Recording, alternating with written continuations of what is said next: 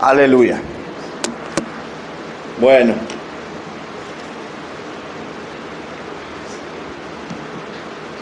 Esta tarde, hermano, quisiera compartir con ustedes algo que Dios puso en mi corazón y ver algo muy importante que dice la Biblia, donde nos habla de morir para vivir. ¿Cuántos saben que hay que morir para vivir? Amén. Y tenemos un texto muy importante, un pasaje ciertamente vital en el entendimiento de la vida cristiana.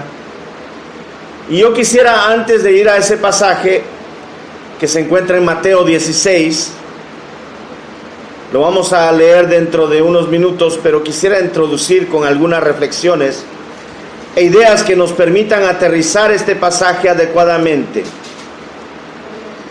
Si hay algo claro cuando leemos la palabra de Dios, es que Dios no piensa como el ser humano. Amén. Dios no piensa como el ser humano. Él no es como nosotros. Él es diferente. Los valores de Dios son diferentes a los nuestros. Sus reacciones emocionales diferentes en muchas ocasiones a nuestras reacciones. Sus intereses son diferentes a nosotros. Dios persigue y busca en ocasiones y con frecuencia intereses que son opuestos a nuestros intereses. ¿Por qué? Porque los planes, pensamientos, corazón de Dios son divinos.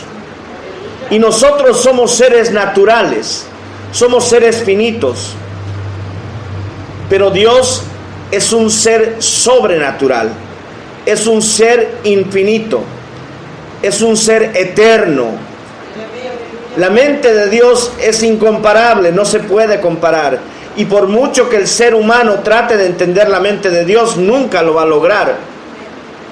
¿Por qué? Porque la mente de Dios es divina y la mente nuestra es carnal, de acá abajo.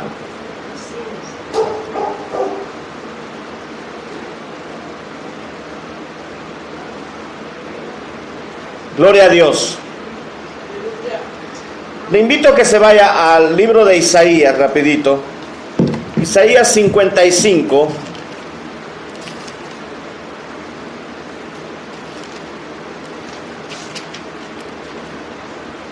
Profetas mayores.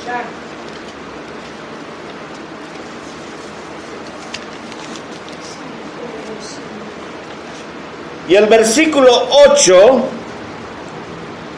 del libro de Isaías 55:8 dice lo siguiente.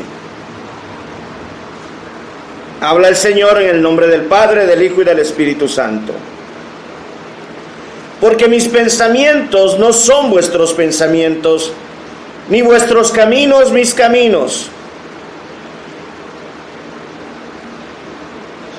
Dijo Jehová, como son más altos los cielos que la tierra, así son mis caminos, más altos que vuestros caminos, y mis pensamientos más que vuestros pensamientos. Amén. Gloria a Dios. Entonces la Biblia nos enseña que Dios piensa diferente a nosotros. La Biblia nos enseña que Dios obra diferente a nosotros. Muchas veces, lamentablemente, el ser humano tiene un concepto de Dios y piensa que Dios tiene que actuar como nosotros actuamos, pero no. Dios es Dios. Dios es divino. Imagínense que Dios actuara como nosotros los seres humanos actuamos. Estaríamos perdidos, hermano. Estaríamos completamente perdidos.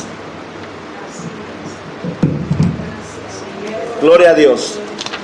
Ahora sí, habiendo dicho esto, les invito a que se vayan al Evangelio de Mateo, capítulo 16. 16. ¿Había dicho 26? 16, ok. Mateo, Marcos, Lucas, Juan, ¿verdad? El primer evangelio, Mateo, capítulo 16. Y vamos a estar viendo del versículo 21 al 28. ¿Están ahí, hermanos? Amén. Dice la palabra: saliendo Jesús de allí, se fue a la región de Tiro y de Sidón. Perdón.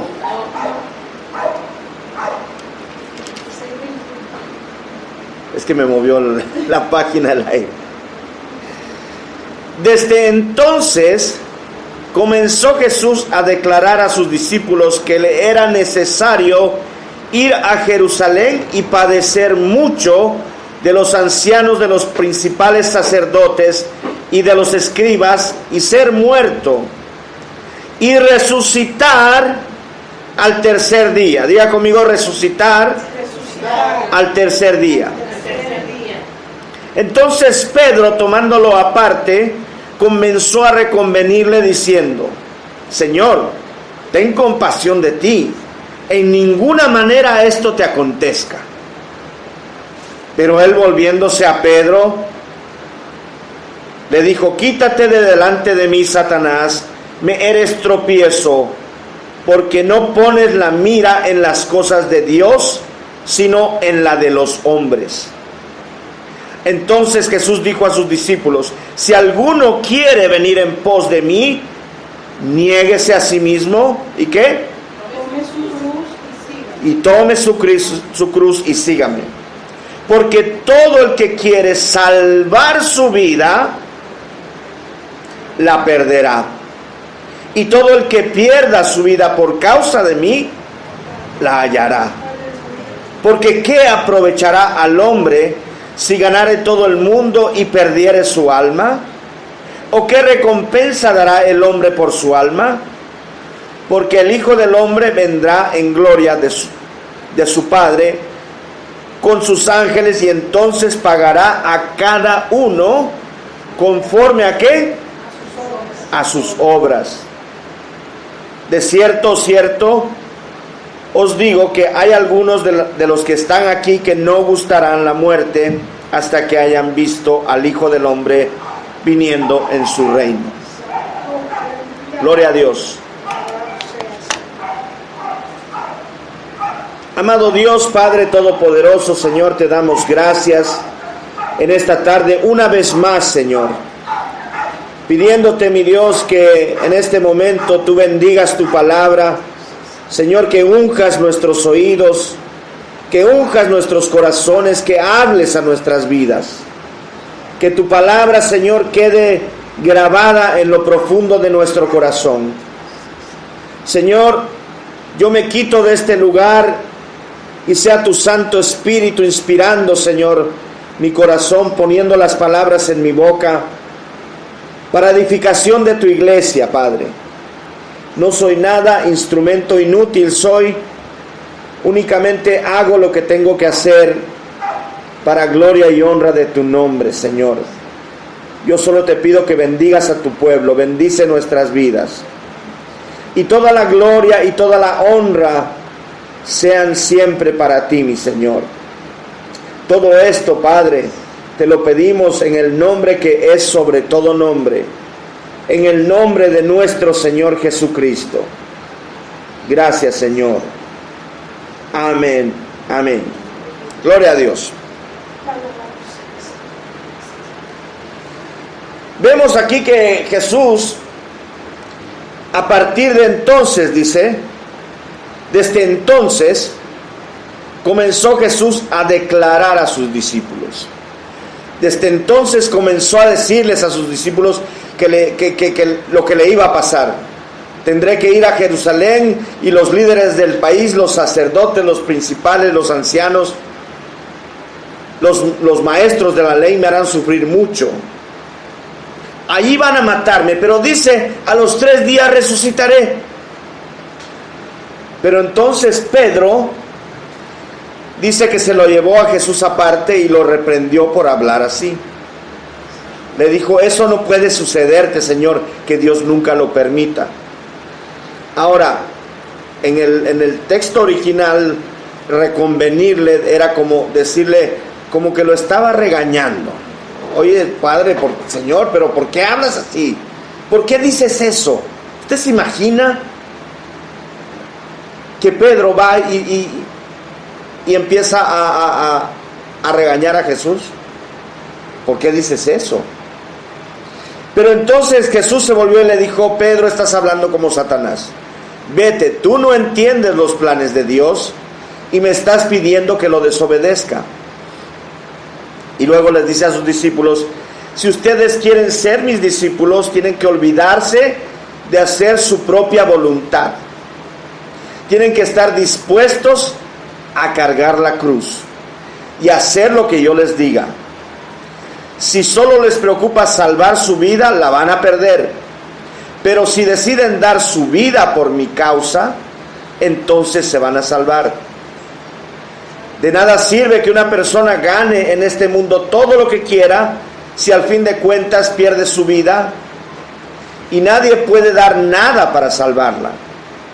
Porque yo, el Hijo del Hombre, vendré pronto con el poder de Dios y con mis ángeles para darle su premio a los que hicieron el bien, para castigar a los que hicieron el mal.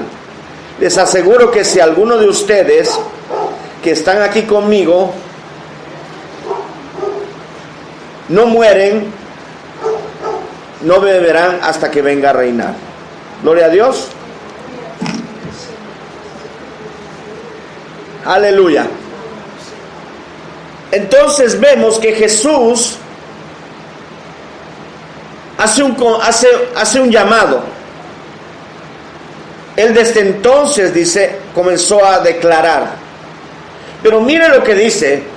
Él no presenta un evangelio como hoy en día lo conocemos como light. No presenta un evangelio de prosperidad. No presenta un evangelio fácil, sino que les dice la verdad. Les está hablando y les está diciendo: el que quiera venir en pos de mí va a tener que perder su... Oiga, es algo tremendo. O sea, Jesús, usted se imagina que venga y póngase en el tiempo de Jesús, que venga y le diga: si quieres seguirme, fácil, tienes que perder tu vida por causa de mí. Tienes que cargar con tu cruz. Si quieres ganar la vida eterna, tienes que negarte a ti mismo. Hoy en día muchas veces, lamentablemente, se presenta un evangelio muy fácil, muy cómodo. Venga y pare de sufrir y siembre acá todo lo que tenga, que Dios le va a regresar 10 veces más. Y ese no es el evangelio de Cristo. El evangelio de Cristo es muy claro. Y acá dice que desde entonces comenzó Jesús a declarar a sus discípulos. Ya había terminado los días donde había hecho los milagros, donde había hecho las sanidades. Y entonces, desde ese momento, Él tenía que cumplir con la voluntad de su Padre. Desde ese momento les declara y le dice: yo tengo que ir a Jerusalén porque voy a ser abofeteado, porque voy a ser golpeado, porque me van a maltratar, porque me van a azotar, porque me van a hacer esto y aquello. Y todo esto tengo que sufrirlo por ustedes. Y por obediencia a mi Padre. Entonces, desde ese momento ya se predispone. Pero los discípulos, lamentablemente, no lo podían entender. ¿Por qué? Porque los discípulos, tanto los discípulos como nosotros hoy en día, muchas veces tenemos la mira puesta en las cosas de acá abajo y no en las de Dios. Entonces le dice a Pedro: no tienes la mirada puesta en las cosas de Dios, si no tienes la mirada puesta en las cosas de acá abajo. ¿No le parece algo ahí? ¿Cómo se dice? ¿Cómo es el dicho? ¿Coincidencia? Y lamentablemente muchas veces el ser humano, y le hablo en general, tenemos ese problema de poner la mirada en las cosas acá abajo. Nos enfocamos en las cosas acá abajo. Y hay muchos que incorrectamente tratan de buscar supuestamente de Dios por sacar un beneficio de parte de Dios. Quieren venir a la iglesia, congregarse, servir, porque entonces Dios me va a bendecir. Dios sí bendice. Pero lo que Dios más bendice es la obediencia. La obediencia. Y hay que cumplir con requisitos y mandatos para que Dios pueda bendecir nuestra vida. Al cabo, el único que conoce lo profundo de nuestro corazón es Dios. Por fuera yo lo puedo ver, usted me puede ver, pero el único que conoce lo profundo de mi corazón es Dios. El único que conoce su corazón es Dios. Y ante Dios nadie se esconde. Ante Dios estamos desnudos. Ante Dios, por mucho que nos tratemos de cubrir con hojas de higuera, nunca nos vamos a poder tapar. Él sabe hasta lo mínimo. Antes de que salga la palabra de nuestra boca, dice su palabra, que Él ya la conoce. Entonces, lamentablemente, ese es el pensamiento del ser humano. Pero el pensamiento de Dios es otro.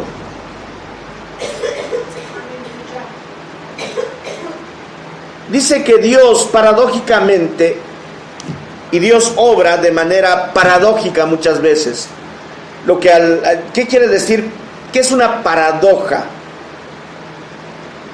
Busqué en el diccionario y paradoja dice, es un dicho o hecho que parece contrario a la lógica. ¿Me está siguiendo?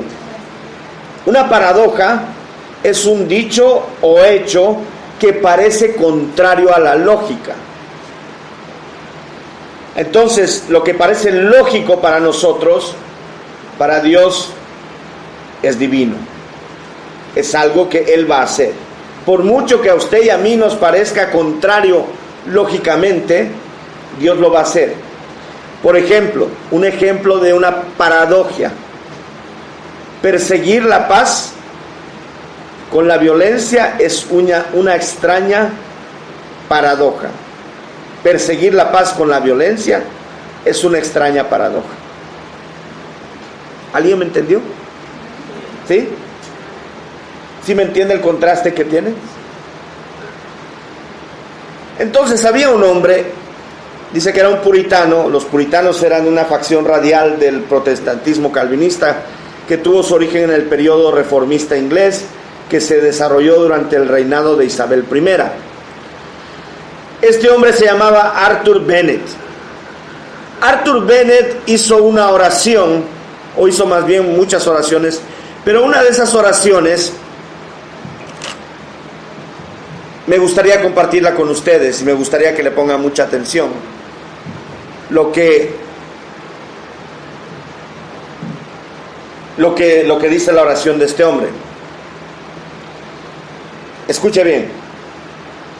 Dice esto: permíteme aprender por medio de la paradoja que el camino hacia abajo lleva hacia arriba, que rebajarse es enaltecerse, que el corazón quebrantado es el sanado, que el espíritu contrito es el de regocijo, que el alma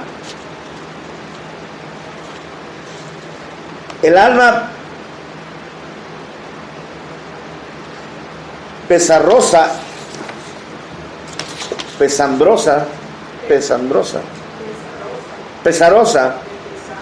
ok, el alma pesarosa es victoriosa, que no tener nada es poseerlo todo, que cargar con la cruz es llevar la corona, que dar es recibir, que el valle es el lugar de la visión.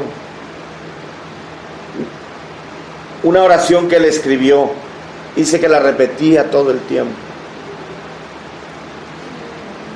Y luego escribió esta otra y dice: no me postro ante tus pies como un esclavo, no me postro ante tus pies como un esclavo ante un tirano, sino que me regocijo ante ti como un hijo ante su padre.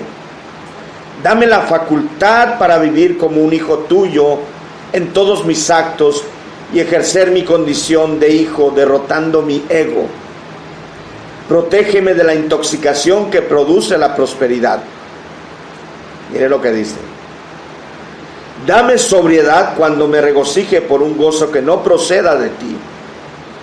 Guíame con seguridad al reino eterno, sin preguntar si el camino será difícil o cómodo. Tan solo te pido ver el rostro de aquel a quien amo, contentarme con el pan que me alimente, con el vestido que me cubra, si tan solo puedo ser llevado a tu hogar en paz. Qué oraciones más tremendas. Es un corazón agradecido, es un corazón que entiende que lo que viene de parte de Dios es para nuestro bien y nunca va a ser para nuestro mal. Por eso le decía, lamentablemente el ser humano piensa que Dios piensa, obra, actúa como el ser humano, y lamentablemente eso no es así. Al leer la palabra de Dios hay algo que es evidente de manera inmediata. Dios no piensa como el ser humano. Los valores de Dios, sus reacciones emocionales e intereses son distintos a los nuestros. Amén. Entonces la Biblia nos presenta que en ocasiones Dios usa la muerte para traer vida.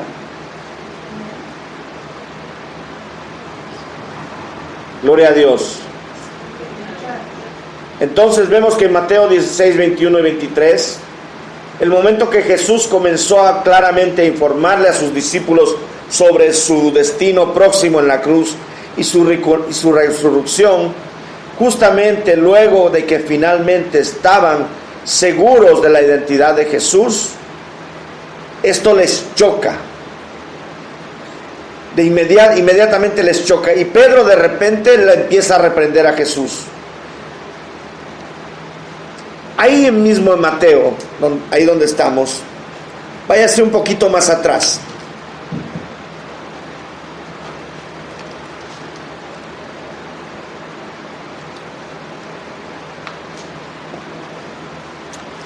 Vamos a ver al mismo Pedro en diferente aspecto. Váyase al versículo 13. Y dice: viniendo Jesús a la región de Cesarea de Filipo, preguntó a sus discípulos diciendo: ¿Quién dicen los hombres que es el Hijo del Hombre? Ellos dijeron: unos Juan el Bautista, otros Elías y otros Jeremías o algunos de los profetas. Él les dijo: ¿y vosotros quién decís que soy yo? ¿Quién respondió? Simón Pedro respondió, dijo: tú eres el Cristo, el Hijo de Dios. Entonces le respondió Jesús: bienaventurado eres, Simón, hijo de Jonás, porque no te lo reveló carne ni sangre, sino mi Padre que está en los cielos. Qué tremendo. En el mismo capítulo, unos momentos antes, Pedro le dice: Señor, tú eres el Hijo de Dios. Pero cuando Jesús le revela el plan de Dios en su vida, él se asusta y le dice: no, que no te suceda eso. El mismo Pedro que Jesús le dice: no te lo ha revelado carne ni sangre, sino mi Padre que está en los cielos. Ese mismo Pedro, Jesús le dice: porque no tienes la mirada puesta en las cosas de Dios, sino tienes la mirada en las cosas de acá abajo. Amén. Terminamos la predicación y me dice lo que... perdón, hermano. Si no me salgo del hilo. Discúlpeme. Amén. Ok. Entonces, vemos que Pedro acaba de afirmar la identidad de Jesús como Cristo y ahora tienen la osadía de censurar a Jesús. Los discípulos conocían la identidad de Jesús, pero no su misión. Y de hecho no lo aceptaron cuando Jesús la informó.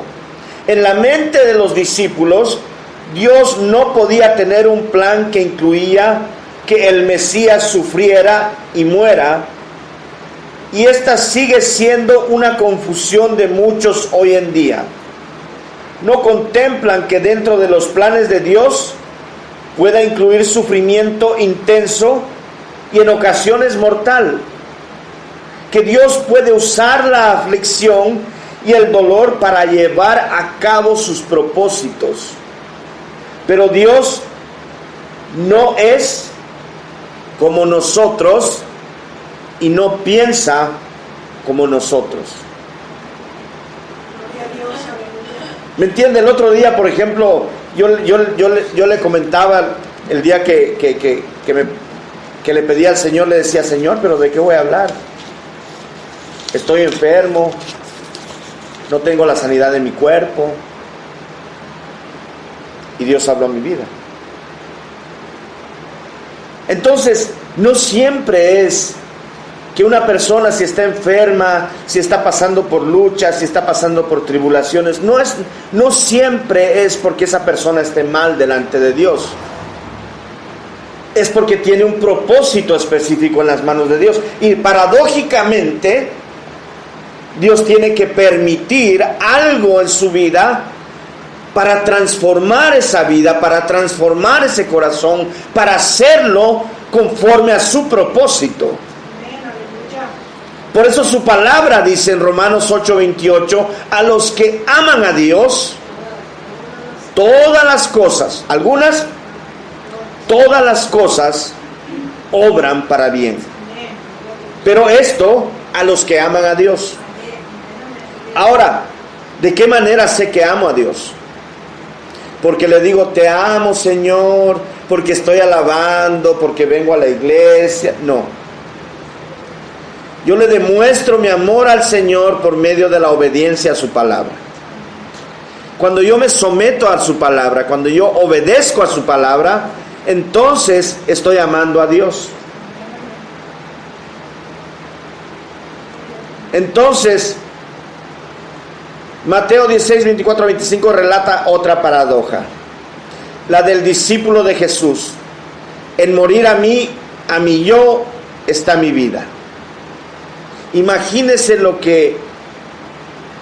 leemos, lo vemos, lo escuchamos, lo predicamos, se nos habla en predicaciones. Pero ¿cuántos realmente tienen la disposición de morir al yo? ¿Cuántos realmente nos sometemos a ese requisito que da Jesús?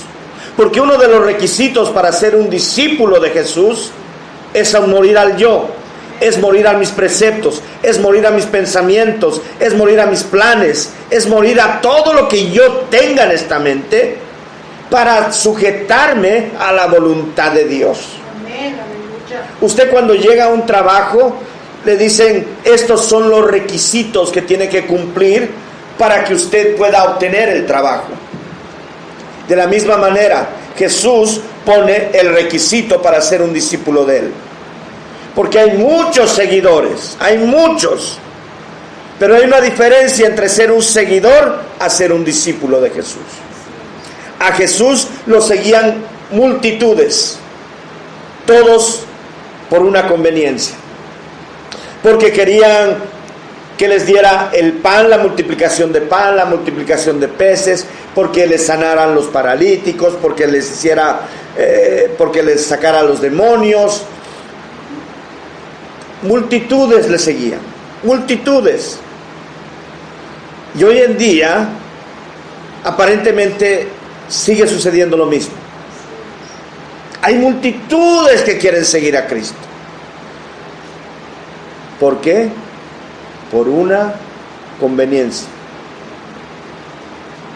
Quiero que sane mi economía, quiero la sanidad de mi cuerpo, quiero que Dios liberte a mi hijo, quiero que Dios liberte a mi esposo, a mi esposa.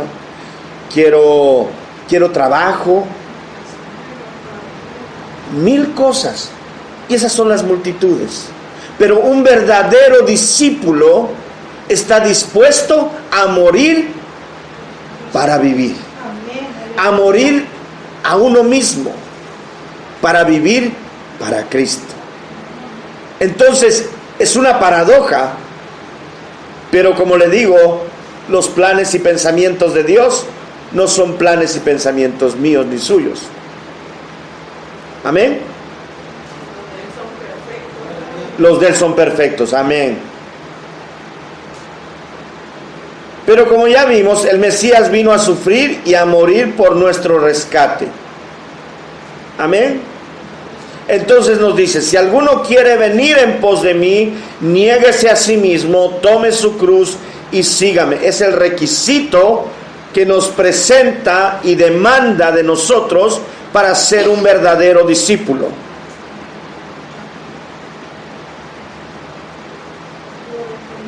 Jesús es claro y directo con lo que se espera de un discípulo, que olvide su causa personal, se enfoque en los planes de Dios y se someta a la palabra. ¿Cuántos dicen amén? ¿Amén? Déjenme le repito. Jesús es claro y directo con lo que se espera de un discípulo. ¿Usted es discípulo o es seguidor? Ok. Lleva a ser un llamado. Gloria a Dios. Amén. Hay dos aspectos en la frase niéguese a sí mismo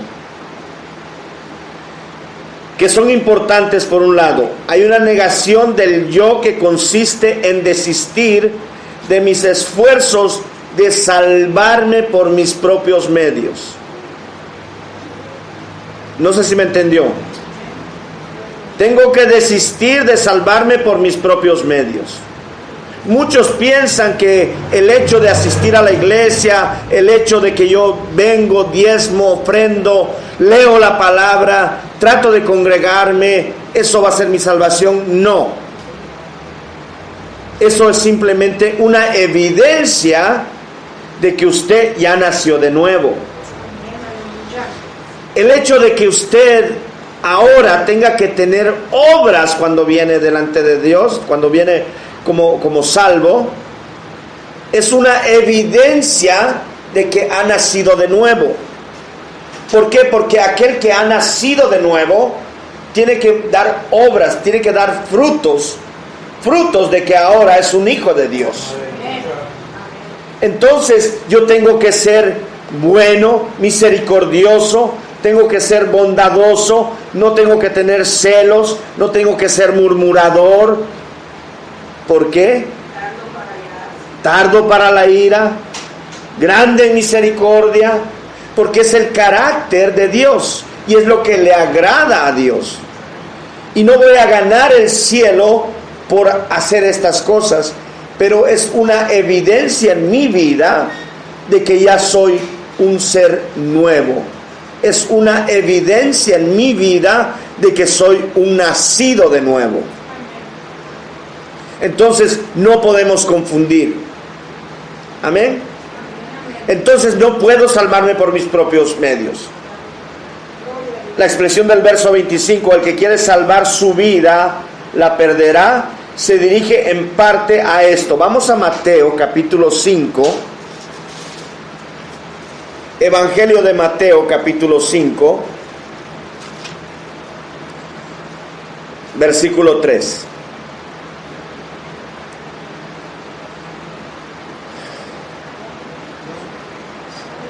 ¿Cuántos lo tienen, hermano? A ver, ¿quién me lo quiere leer? Bienaventurados los pobres en espíritu, porque de ellos es el reino de los cielos. Bienaventurados los pobres en espíritu, porque de ellos es el reino de los cielos. ¿Qué quiere decir esto? Quiere decir que un pobre en espíritu es humilde.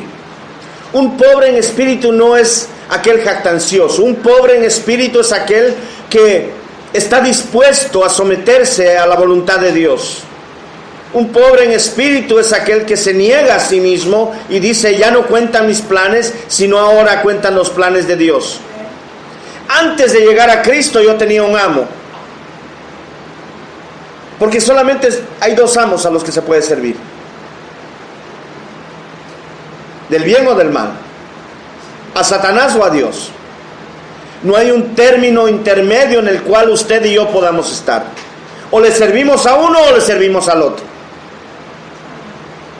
Entonces, cuando yo realmente confieso y creo con mi corazón, creo en mi corazón y confieso con mi boca que Jesucristo es mi Señor, que Jesucristo es mi Salvador, que quiero nacer de nuevo, que quiero ser reconciliado nuevamente con Dios, entonces estoy cambiando de bando. Dejo de ser siervo de para ser un siervo de Jesucristo. Usted me dirá quién quiere servir. Yo sirvo a Cristo. Yo me hago esclavo de Él. Entonces, el Evangelio de Mateo 5:3, bienaventurados los pobres en espíritu, son aquellos que son humildes, que son aquellos que están dispuestos a rendirse ante Dios. Humildes. Pobres, lo llama pobres de espíritu. El otro aspecto en el que el discípulo debe negarse a sí mismo es el enfoque de su vida.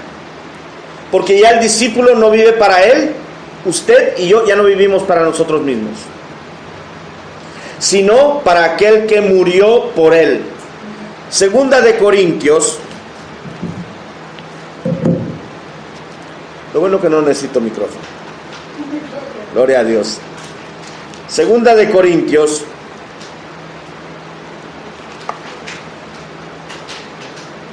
Capítulo 5, versículo 15. El que lo tenga me lo lee, por favor. Y por todos murió, para que los que viven ya no vivan para sí, sino para aquel que murió y resucitó por ellos. Amén. ¿Y qué dice? Y por todos murió, para que los que viven ya no vivan para sí, sino para aquel que murió y resucitó por ellos. Y por todos murió, para que los que viven ya no vivan para sí. Ya no vivo para mí, ya no vive para usted. Ahora usted y yo vivimos para aquel que murió por nosotros. En vista de esto, hemos de negarle nuestra naturaleza carnal, sus peticiones, de tal forma que honremos al que murió por nosotros. Déjeme le repito. Hemos de negarle a nuestra naturaleza carnal sus peticiones de tal forma que honremos al que murió por nosotros. ¿Me están entendiendo? Amén. Bueno, vámonos rapidito un poquito más adelante a Gálatas. Libro de los Gálatas, capítulo 5.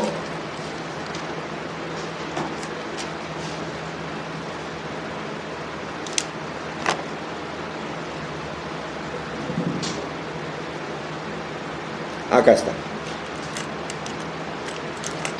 Dice, capítulo 5, versículo 16. Digo pues, andad en el espíritu y no satisfagáis los deseos de la carne. Porque el deseo de la carne es contra el espíritu, y el del espíritu es contra la carne. Y estos se oponen entre sí, para que no hagáis lo que quisiereis. Pero si sois guiados por el espíritu, no estáis bajo la ley. Y manifiestas son las obras de la carne, que son, ¿qué? Inmundicia, lascivia, enemistades, pleitos, celos, iras, contiendas,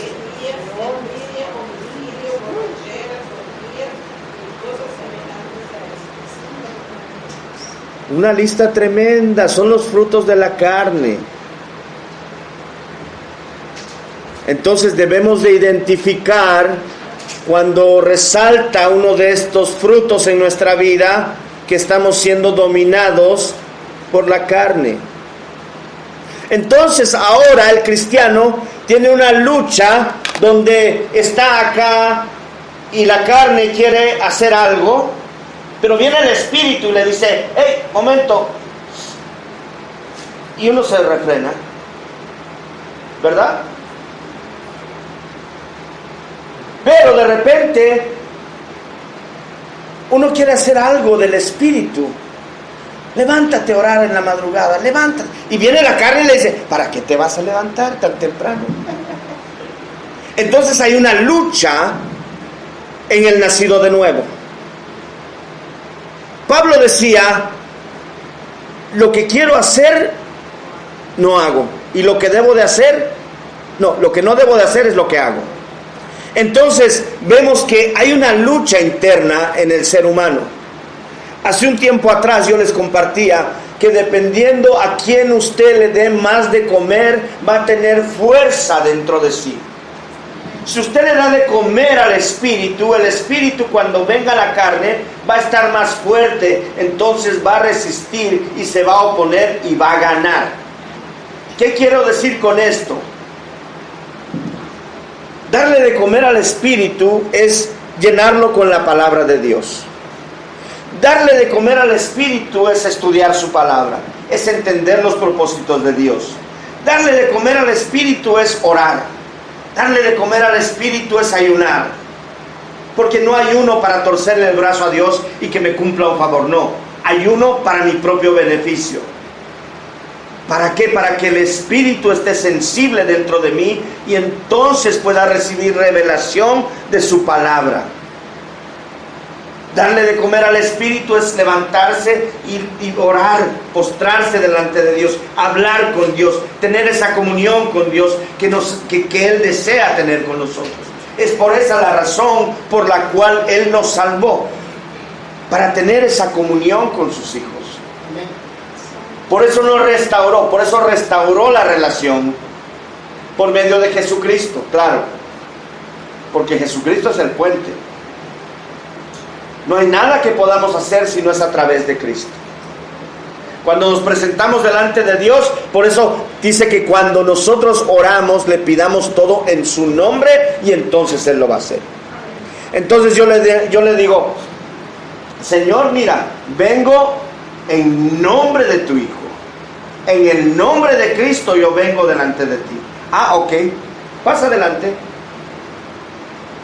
Usted llega con un presidente y va de repente de parte de un diputado y le dice al presidente, Señor, vengo de parte del diputado tal, fulano. Ok, de repente le permite pasar. Pero en el caso de Dios,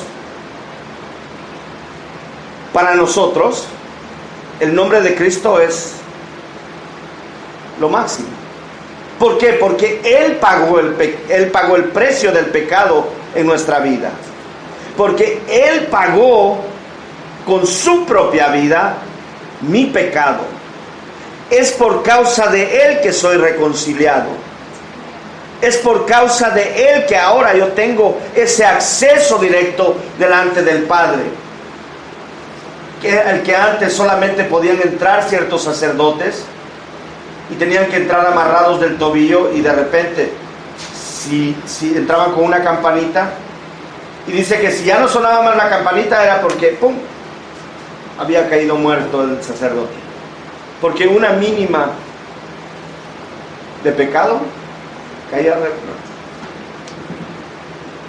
Pero ahora ya no, ahora tengo acceso libre delante del trono de la gracia. Ahora cuando yo vengo a su casa de oración, ahora cuando yo estoy en oración en mi hogar, ahora cuando yo me postro delante de Él, donde quiera que esté, tengo ese acceso libre delante de Él. Y por esa razón, la adoración, la oración es importante para Dios, porque Dios quiere tener comunión con sus hijos.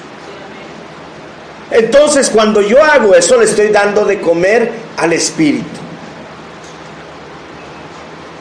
Pero, sin embargo, si le doy más de comer a la carne, ¿y cómo le doy de comer a la carne? Llego a la casa, agarro su palabra, ya regresé de la iglesia, la guardo hasta el próximo domingo.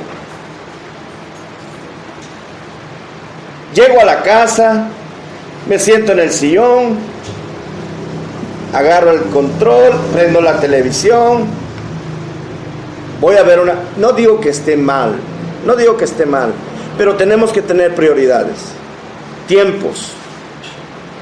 Y cuanto más tiempo le demos a Dios, más fuerte va a estar el Espíritu en nosotros. No está malo, a mí me encantan las noticias.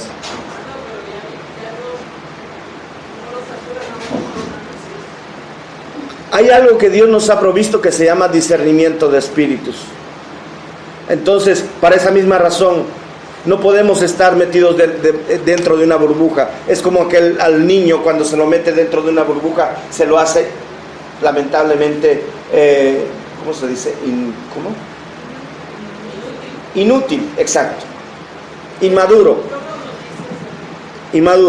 Entonces, bueno, como digo, no es malo, pero hay que tener prioridades. No es malo ver una película, no es malo dependiendo que sea la película que tenga un contenido adecuado para toda audiencia. ¿Sí me entiende? O sea, no es malo, yo por lo menos es mi punto de vista. Pero hay que tener prioridades.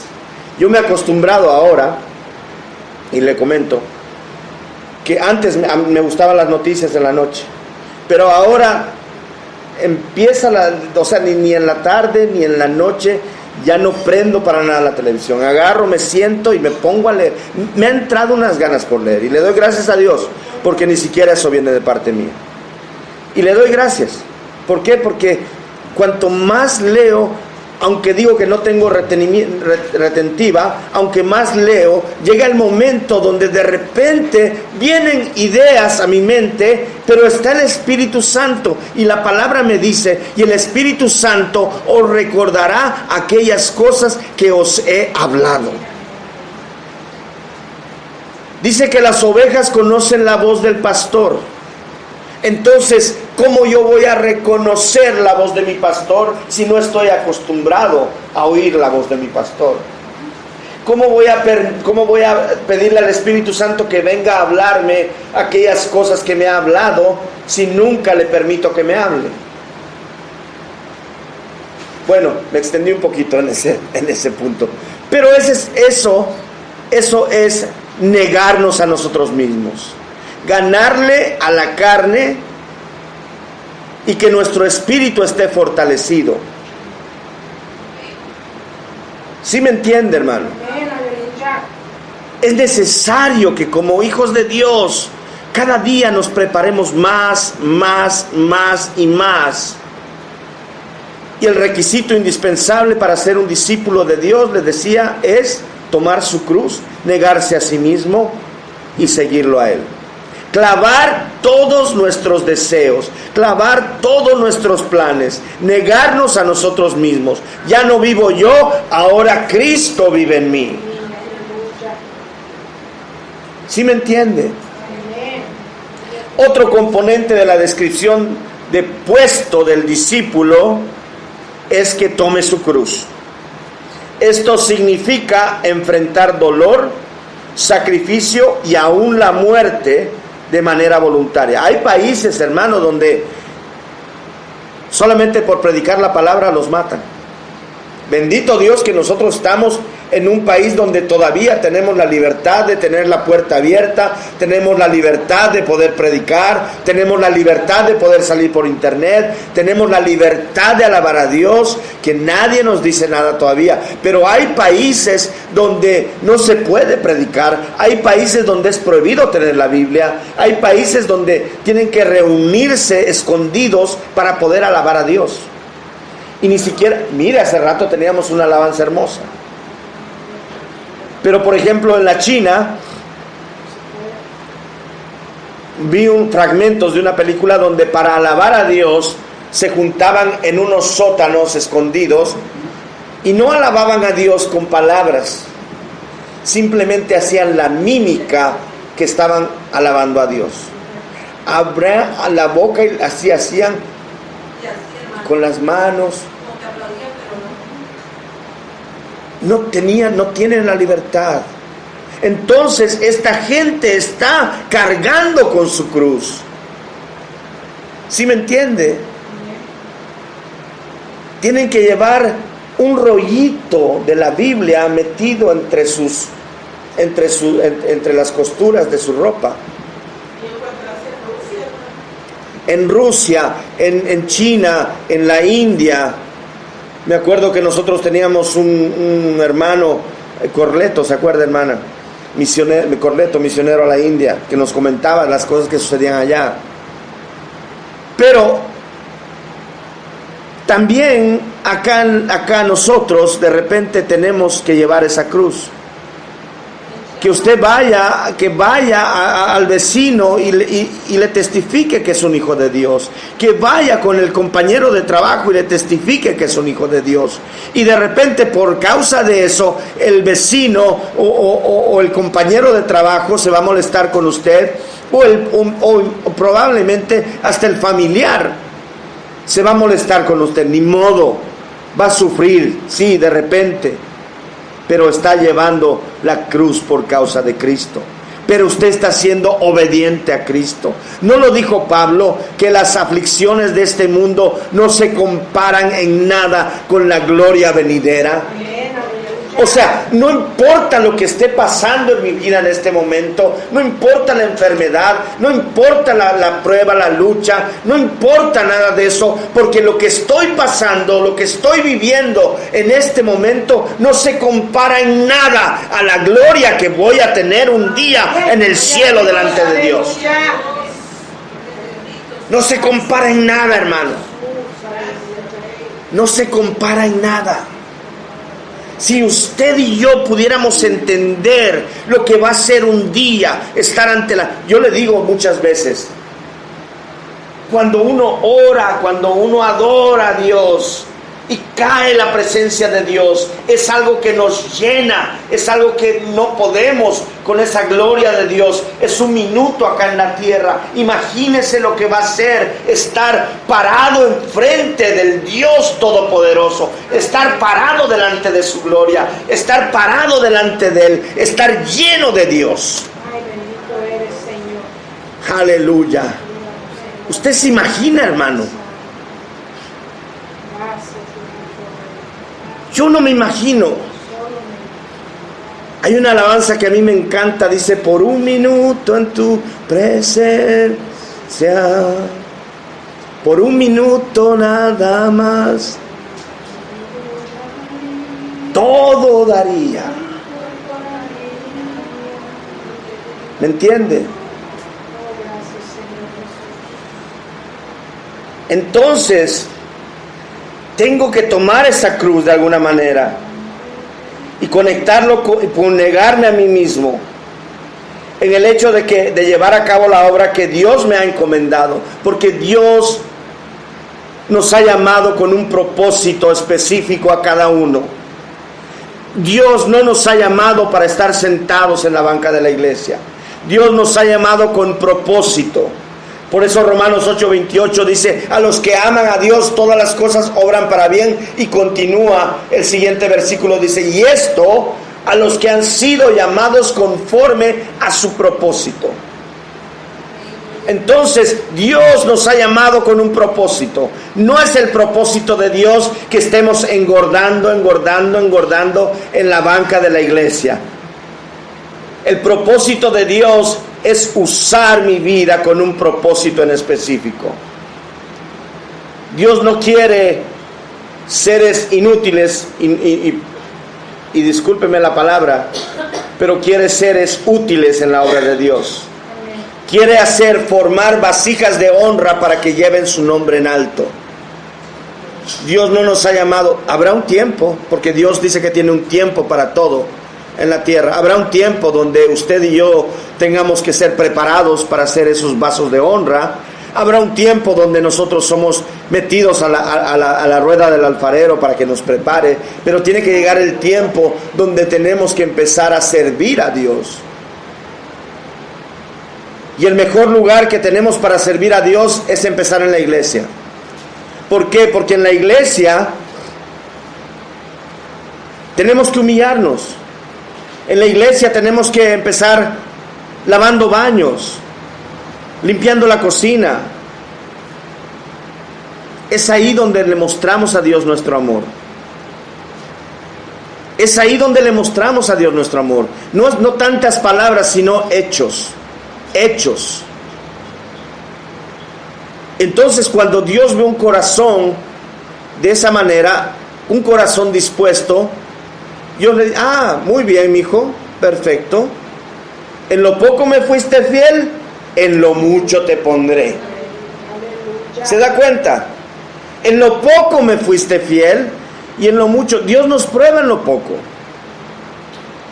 Porque tenemos que entender, hermanos, que cuando servimos no estamos sirviendo al hombre, estamos sirviendo a Dios.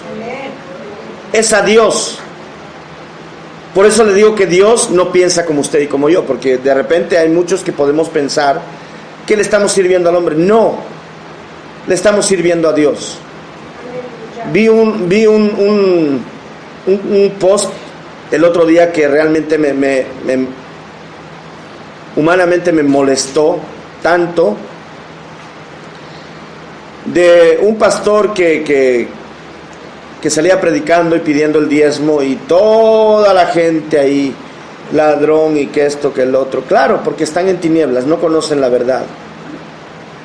Cuando nosotros ofrendamos, cuando nosotros diezmamos, lo hacemos para Dios. Cada quien dé como propuso en su corazón, dice la palabra, con gozo. Y si usted da con gozo para el Señor, usted va a ver no dé por recibir. Número uno, délo por amor a Dios. Pero le voy a decir una cosa: Dios nunca se queda con nada. Dios nunca se queda con nada. Cuando usted siembra en la obra de Dios, Dios no se queda con nada. Dios no se queda con nada, porque estamos acatando principios espirituales. Como la palabra dice: honra a tu padre y a tu madre para que todo te vaya bien. Que me diga que si hay un hijo que no honre a su padre y a su madre, que no le vaya bien. Son principios espirituales, y la palabra de Dios dice que Él nunca miente, Él nunca se arrepiente. Pero nosotros tenemos que entender las cosas espirituales. Y Jesús le dijo a Pedro: Pedro, es que tú tienes la mirada puesta en las cosas terrenales y no tienes la mirada en las cosas espirituales. Y es el problema de muchos hoy en día, que tenemos la mirada en las cosas naturales, terrenales, como si fuéramos a vivir por una eternidad. El día de mañana ni usted ni yo lo sabemos, hermano. El día de mañana solamente Dios. Y tratamos de acaparar, y tratamos de hacer, y tratamos de ahorrar, y tratamos de trabajar para tener, como si fuéramos. ¿De qué le sirviera al hombre si ganare todo el mundo y perdiere su alma? El mejor lugar para poder depositar, el mejor banco que tiene, es en el cielo. Es el mejor lugar. Entonces el Señor reprende a Pedro y le dice: es que tú tienes la mirada puesta en las cosas de acá abajo y no en las cosas de arriba. Y nosotros tenemos que hacer eso. Tenemos que dejar de ver las cosas acá abajo para poner nuestra mirada allá arriba. ¿Por qué? Porque la palabra me dice que acá en esta tierra simplemente somos peregrinos y extranjeros. Somos peregrinos y extranjeros. No es nuestra morada final. La morada final es la eternidad allá arriba. Allá arriba. Dios ha dicho que nos fue a preparar morada. Donde quiera que yo esté, ustedes van a estar conmigo. ¿Usted cree que Dios va a mentir? ¿Usted cree que Dios va a decir algo que no iba a cumplir? Por eso le digo que Dios no piensa como nosotros. Porque nosotros tenemos tantos pensamientos humanos que no podemos discernir las cosas espirituales. Es necesario por eso que nosotros no razonemos, porque el razonamiento es algo natural. El que razona está obrando naturalmente, está pensando en las cosas de acá abajo. Pero el que discierne está siendo guiado por el Espíritu.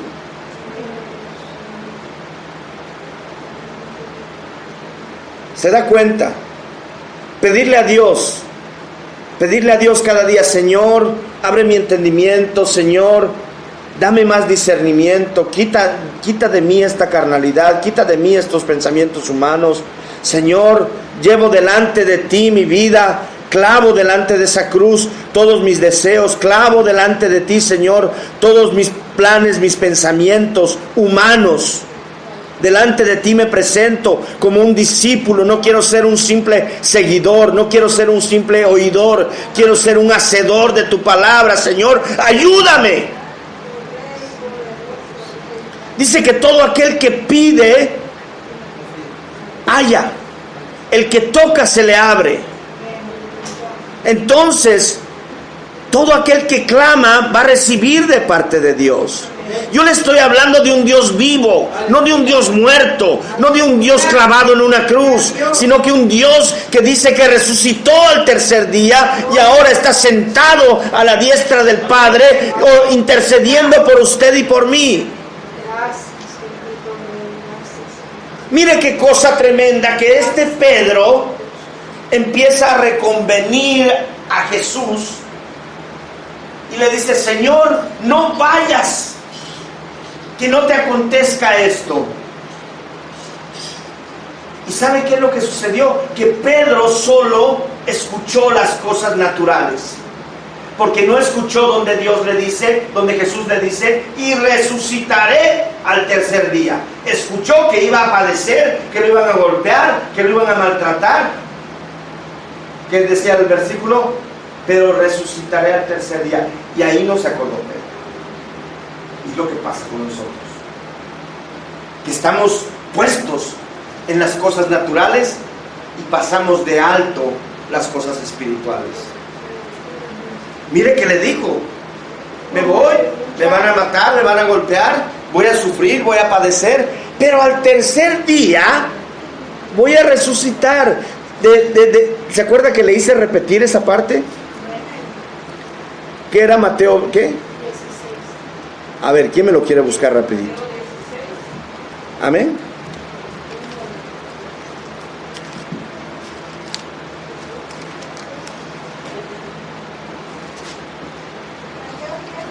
Amén, 16. Desde entonces comenzó Jesús a declarar a sus discípulos que le era necesario ir a Jerusalén y padecer mucho de los ancianos, de los principales sacerdotes y de los escribas, y ser muerto y resucitar al tercer día. ¿Hasta ahí? ¿Sí? Gracias, hermano. ¿Qué dice? Y resucitar al tercer día. ¿Se da cuenta cómo Pedro no puso atención?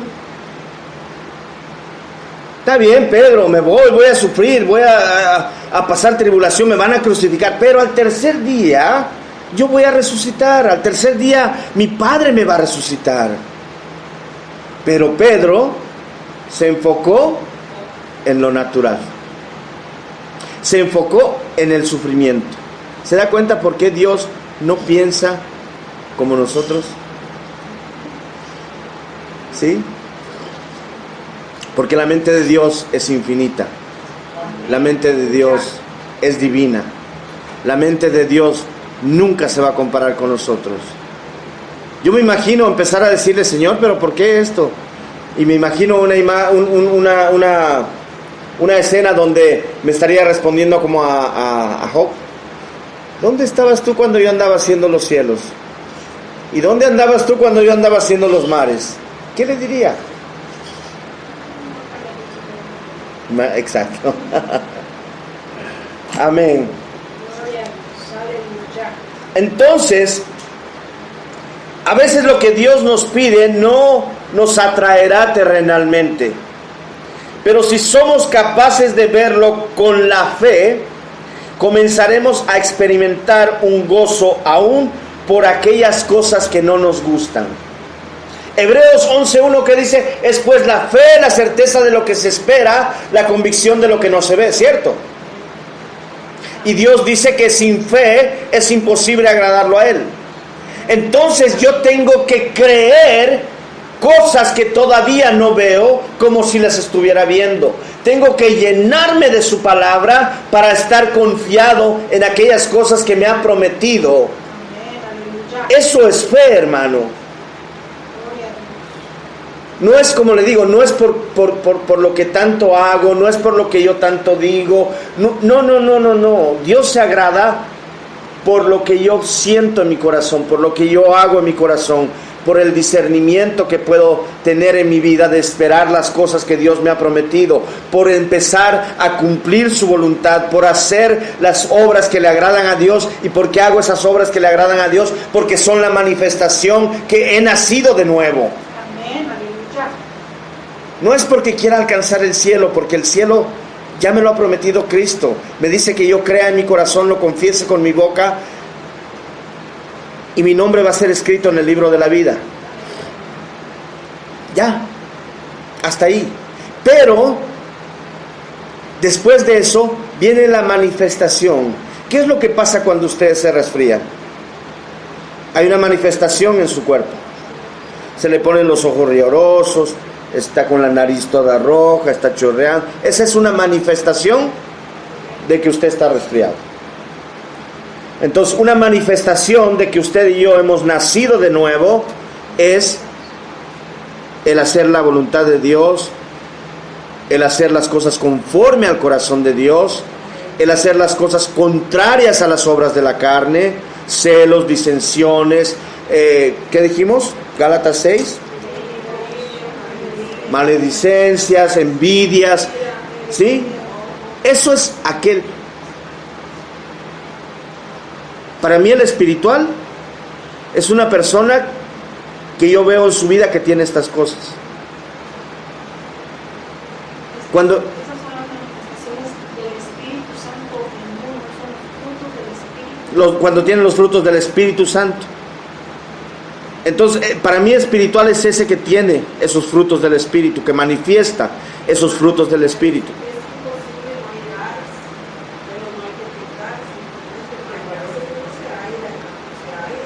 Hay que pedirle a Dios, porque también dice su palabra que Él nos ha dado dominio propio.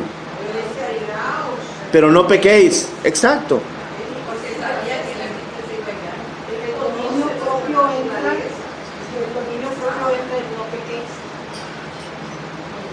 Bueno.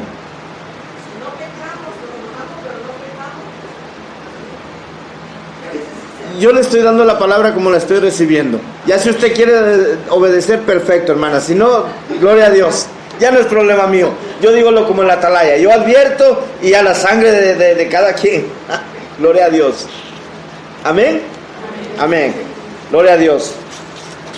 Entonces, vemos que la última paradoja que presenta el texto es la paradoja de la vida terrenal. Mi mejor vida aquí la vivo cuando me enfoco en la vida allá. Mi mejor vida aquí la vivo cuando me enfoco en la vida allá. Nos presenta una idea que es difícil de digerir, que el Mesías lo van a matar y que a sus seguidores les correspondía vivir una vida de negación, sacrificio y obediencia. Es duro si tú crees que la vida se trata de lo que hay aquí y nada más. Pero si hay otra vida después de esta, entonces la vida del discípulo es la que garantiza la entrada a la gloria y la mayor cantidad de recompensas eternas posibles vale la pena. Amén. Entonces, yo no quiero razonar con usted. Usted es libre de hacer lo que quiera. Tiene un libre albedrío, pero simplemente le comunico lo que Dios pone en mi corazón. Cada quien decide lo que quiere hacer con su vida. Amén. Entonces tenemos que morir para vivir. Morir para vivir. Paradójico, pero esa es la voluntad de Dios. Me manda a morir para vivir. Tengo que morir a mis obras, tengo que morir a mis pensamientos, tengo que morir a mis planes, tengo que morir a mis preceptos, tengo que morir a mis pensamientos, tengo que morir a lo que yo pienso para someterme a Dios. Amén. Gloria a Dios. Vamos a ponernos de pie. Bendito Dios. ¿Cuántos le dan un aplauso al Señor? Amén. Gloria a Dios. Gloria a Dios.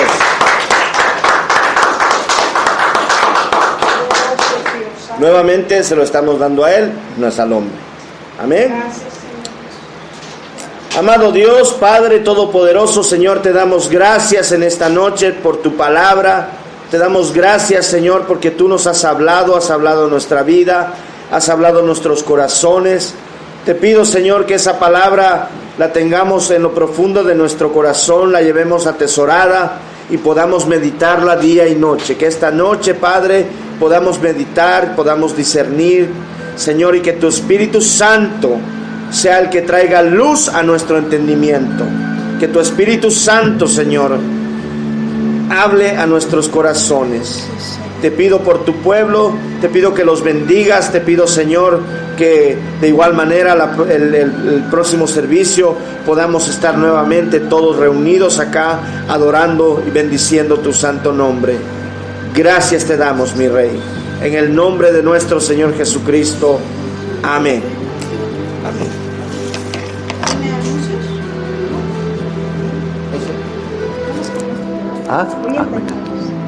Perdón. Gloria a Dios, ¿cuántos se han gozado con la